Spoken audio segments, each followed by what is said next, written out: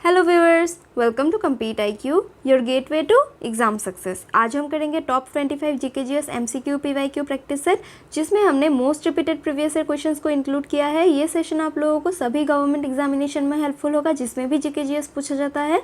तो वीडियो को एंड तक ज़रूर देखिएगा and let's begin. Who wrote the autobiography long walk to freedom? Long walk to freedom बहुत ही इंपॉर्टेंट पर्सनैलिटी का ऑटोबायोग्राफी है। आप पिक्चर देख के ही बता सकते हैं। Correct answer is Nelson Mandela. ये इनका ऑटोबायोग्राफी है जो एग्जाम्स में बहुत बार पूछा गया है, तो याद रखना long walk to freedom is the autobiography of Nelson Mandela. Bihu is a folk dance of which state? Bihu एक बहुत ही इंपॉर्टेंट फोक डांस है किस स्टेट का? देन आसाम का इंपॉर्टेंट फोक डांस है Bihu. Bihu is also a festival of Assam जो 3 times in a year celebrate किए जाते हैं। As Magh Bihu, Bohag Bihu and Kongali Bihu. And is also a folk dance जो बहुत ही इंपॉर्टेंट है, एग्जाम्स में पूछा जाता है। इसी के साथ साथ आसाम के कुछ और इंपॉर्टेंट फोक डांसेस इंक्लूड करते हैं बिछुआ, नट पूजा, बागुरुम्बा, कली गोपाल, खेल गोपाल, झुमुरा। ये सब इंपॉर्टेंट है, आप लोग नेम्स याद रखिए। देन बिहार के कुछ इंपॉर्टेंट हम लोग फोक डांसेस देख लेते हैं। इट इंक्लूड्स जट जटेन, बखो बखेन, पनवारिया, समा चखुआ, विदेशिया। ये सब इंपॉर्टेंट है बिहार के।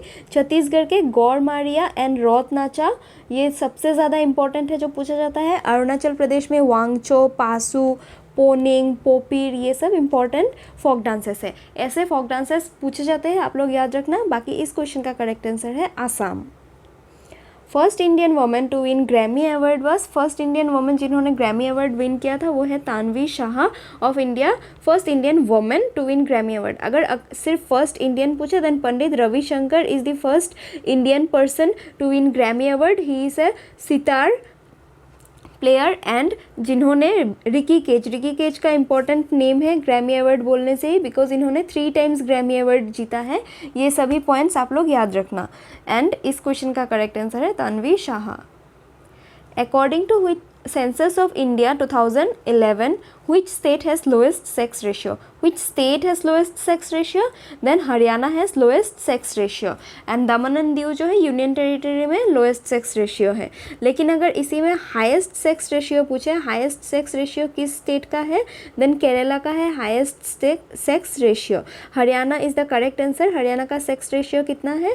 then 879 girls per 1000 boys and सबसे highest जो है वो है केरला। केरला का है 1084 गर्ल्स पर 1000 बॉयज़। इस क्वेश्चन का करेक्ट आंसर है हरियाणा।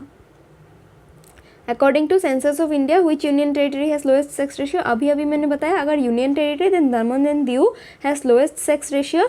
एंड कितना है दमन एंड दीव का sex ratio? Then it is 618 girls per 1000 boys. And अगर which union territory has highest पूछे देन हाइस्ट होगा पुडुचेरी का।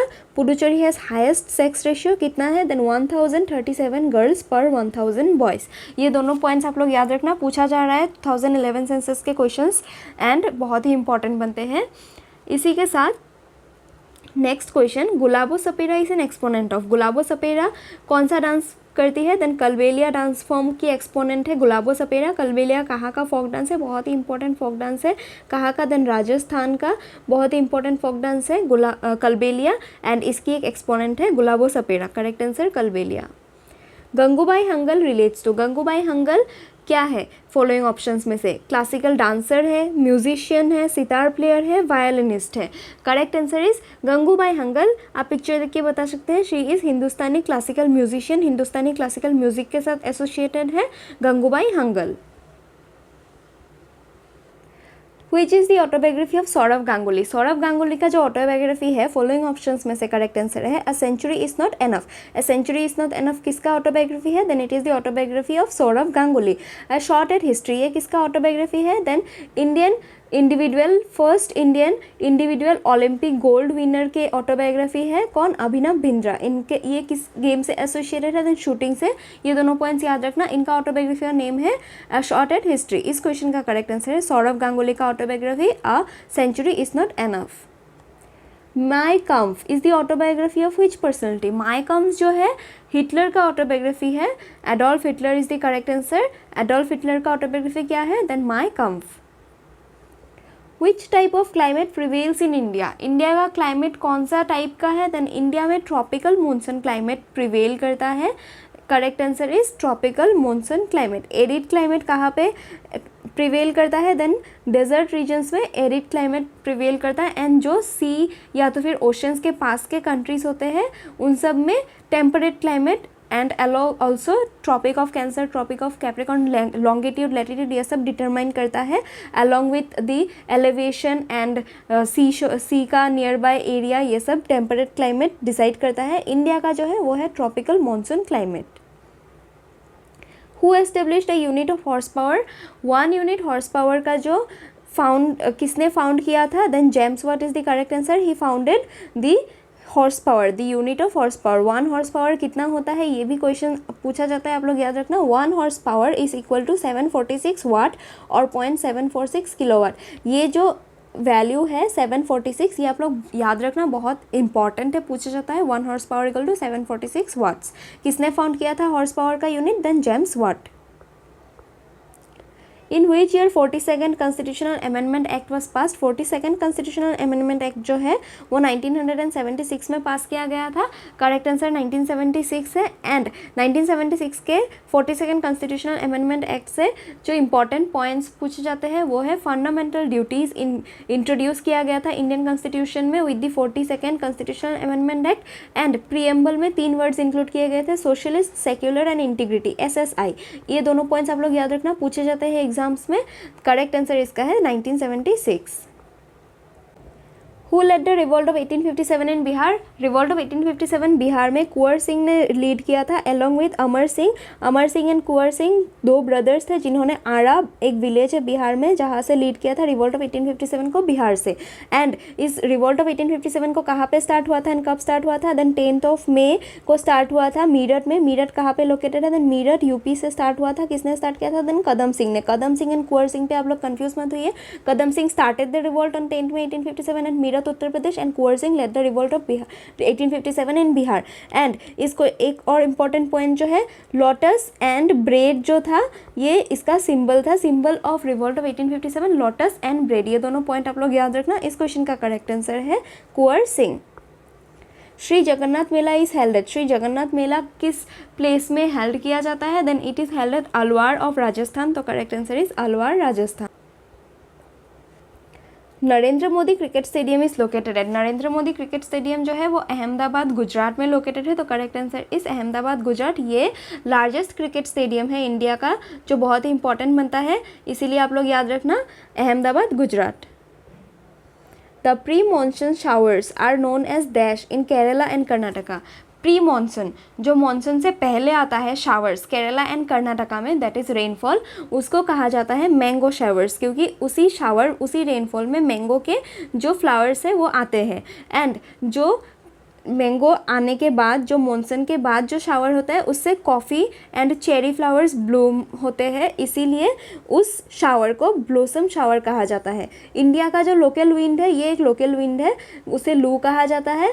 जो शावर होते हैं साउथ इंडिया में, before monsoon mango shower, after monsoon then blossom shower. And यही जो मॉनसून हुए ये वेस्ट बंगाल में कालबैशाखी कहा जाता है, वेस्ट बंगाल में जो रेनफॉल होता है मॉनसून के टाइम पे, and Assam and north eastern region में कहा जाता है बरदोईसिला। तो ये लोकल विंड बरदोईसिला एंड लू आप लोग याद रखना। And mango shower, blossom shower and Kalbaishakhi, ये 5 टाइप के मॉनसून शावर्स का नेम है 5 एरियाज़ में, जो एग्जाम्स में पूछे जाते हैं, इससे बाहर नहीं आएगा। ये 5 नेम आप लोग याद रखिए, काफ़ी है। इस क्वेश्चन का करेक्ट आंसर है mango showers. What does the term interest refer to in banking? Interest का मतलब क्या होता है बैंकिंग में? इंटरेस्ट मतलब जो आप किसी अमाउंट को उधार देते हैं या तो फिर उधार लेते हैं, तो उस पर जो एक्स्ट्रा एडिशनल अमाउंट या तो फिर चार्ज दिया या लिया जाता है, उसी को कहा जाता है इंटरेस्ट। तो the amount of money, the additional amount earned on a loan और डिपॉजिट, ये होगा correct answer. Then correct answer is interest का मीनिंग है the additional amount earned on a loan और deposit is interest. In which year did Lord Curzon announce the partition of Bengal? Partition of Bengal किस साल को announce किया गया था? तो 1905 में अनाउंस किया गया था ऑन 19 जुलाई। किस डेट को, ये भी आप लोग याद रखना, अनाउंस किया गया था एंड इसको रिपील कर दिया गया था इन 1909। 1909 में रिपील किया था, ये भी पूछा जाता है। When was partition of Bengal annulled? Then it is 1909। And कब किया गया था डिक्लेयर? देन 1905। 1905 में पार्टीशन ऑफ बंगाल के डिक्लेयर करने के साथ साथ स्वदेशी मूवमेंट स्टार्ट हुआ था। तो ये भी पूछा जाता है स्वदेशी मूवमेंट कब स्टार्ट हुआ था? देन 1906 में स्टार्ट हुआ था। 1907 का एक इंपॉर्टेंट पॉइंट जो है सूरत स्प्लिट जो हुआ था सूरत सेशन ऑफ कांग्रेस में, that is Indian national Congress के दो टाइप्स में डिवाइड हो गए थे, दो पार्ट्स में, एक है मॉडरेट एक है एक्सट्रीमिस्ट। ये तीनों डेट्स ऐसे ही इंपॉर्टेंट है, आप लोग इनसे रिलेटेड या एसोसिएटेड इवेंट्स याद रखिए तो आपका बहुत ही ईजी हो जाएगा एग्जाम में। इस क्वेश्चन का करेक्ट आंसर है 1905। Where is world's largest coral reef known as the great barrier reef located? World का जो लार्जेस्ट कोरल रीफ है उसका नेम क्या है? देन ग्रेट बैरियर रीफ है। ये कहाँ पे लोकेटेड है? ऑस्ट्रेलिया में लोकेटेड है। तो करेक्ट आंसर इज ऑस्ट्रेलिया के कोस्ट में लोकेटेड है great barrier reef, the world's largest coral reef. Which is not a part of 6 communication mail channels in India? India में 6 कम्युनिकेशन मेल चैनल्स है जो large towns and cities के बीच में communication के लिए यूज़ होता है। 6 है, उन 6 में से फॉलोइंग ऑप्शंस में से 4 दिए गए हैं, कौन सा नहीं है वन ऑफ द 6? देन इसका करेक्ट आंसर है monthly channel is not of one of the 6 communication mail channels. बाकी metro channel is part of communication mail channel. जो 6 है उनमें से एक है मेट्रो चैनल, एक है राजधानी चैनल, एक है बिजनेस चैनल, देन और 3 जो है वो है green channel, bulk mail channel and periodical channel. ये 6 चैनल्स हैं। बाकी इनमें से monthly channel is not a part of 6 communication mail channel. What are they used for? They are facilitate quick delivery of mails between large towns and cities. तो correct answer इस question का है monthly channel.